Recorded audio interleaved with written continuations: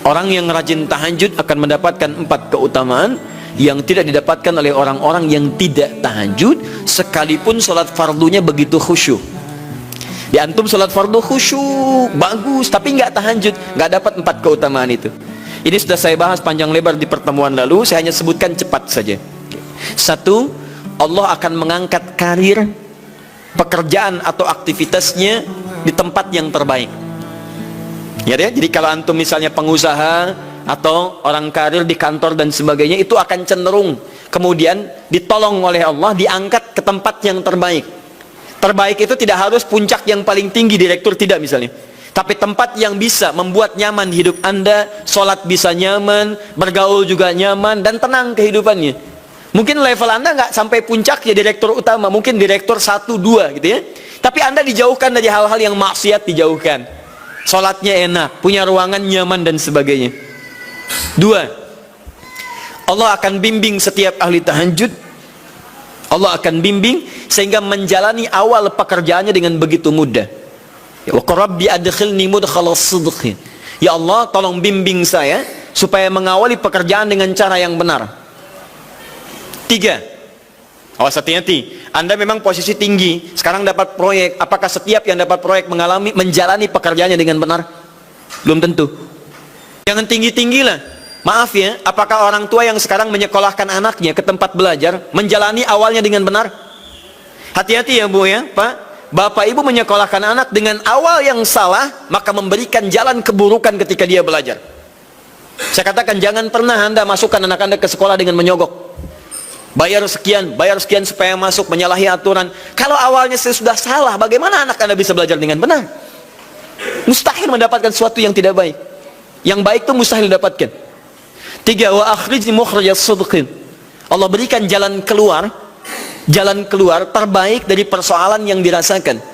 Di ahli tahajud itu setiap punya masalah, bukan nggak dapat masalah ya, bukan tidak bermasalah hidupnya. Dia mendapat ujian juga. Cuman sebelum diuji, diringankan masalahnya. Sehingga seakan-akan nggak punya masalah. Padahal sama dengan yang lain, cuma saat akan dia lalui, Allah ringankan persoalannya sehingga mudah dilalui. Dan yang keempat ini yang hebat. Ya, waj'alni min ladunka sultanan nasira. Allah akan tolong langsung orang ini ketika ada lingkungan sekitar yang akan menyakiti atau menjahilinya. Kalau diisengi orang, diganggu orang dan sebagainya, ini orang-orang seperti ini langsung mendapatkan perlindungan dari Allah Subhanahu wa taala. Ada satu kali, ini kisah nyata, seorang saleh ahli tahajud, sampai saking ahli tahajudnya tidak ingin meninggalkan kebiasaan ini. Ini sangat nyata kisahnya dan tidak mengarang. Satu kali Pak, kemudian malam-malam dia perjalanan dengan rombongan. Begitu perjalanan, orang-orang tidur, sampai dia mengendap-endap, kebiasaannya tidak ingin diketahui oleh orang lain. Satu malam kemudian dia bangun setelah orang lain tidur, masuk dia sedikit ke area sedikit ada dalam hutan. Begitu sedang menunaikan sholat, dia duga kemudian tidak ada orang lain yang melihatnya. Ternyata ada satu orang atau beberapa yang kemudian tergerak, mendengar suara dan menyaksikan kebiasaan dia. Anda tahu apa yang terjadi? Dan inilah yang disampaikan oleh orang-orang yang melihat itu. Begitu sedang sholat, teman-teman sekalian, tiba-tiba baru bertakbir malamnya, lompatlah dikisahkan seekor harimau di depannya, dalam keadaan yang sudah lapar. Saya mau tanya pada Bapak Ibu, begitu sholat misalnya Allahu Akbar, tiba-tiba samping ada harimau, wow, apa yang dilakukan? Kabur. Udah gak panjang pikirnya, kabur ya kan? Tapi sekarang lihat apa yang beliau sampaikan. Begitu datang harimau itu, perhatikan ahli tahajud ini, dia ingat dengan janji Allah. Dia ingat dengan janji Allah. Perhatikan baik-baik ya. Kalau Anda sudah punya kebiasaan Qur'ani dalam jiwa Anda, maka ayat itu akan hadir membimbing Anda dalam setiap kesulitan Anda, apapun itu. Nabi Yusuf dekat dengan Allah, ketika digoda muncul ayatnya, laula ar'a burhana rabbi, kalau bukan melihat petunjuk dari Rabbnya, niscaya ada sesuatu yang buruk terjadi kepadanya. Tapi Allah jaga beliau.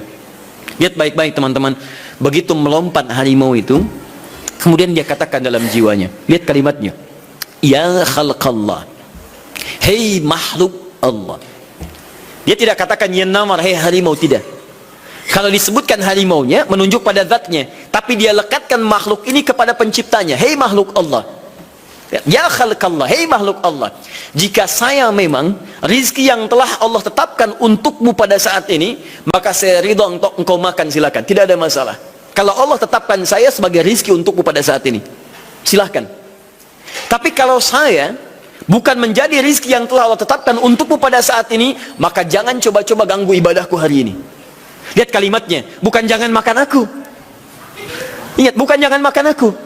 Jangan coba-coba ganggu ibadahku saat ini, atau aku akan mohonkan pada Allah penciptamu untuk menghancurkan engkau saat ini juga.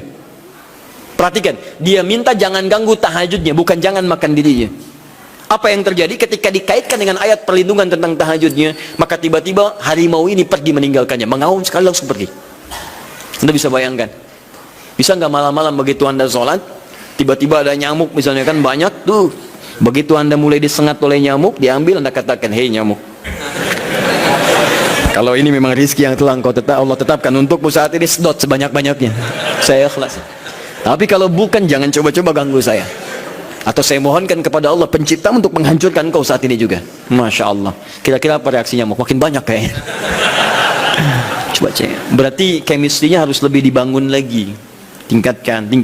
Itu waj'alni min ladunka sultanan nasara.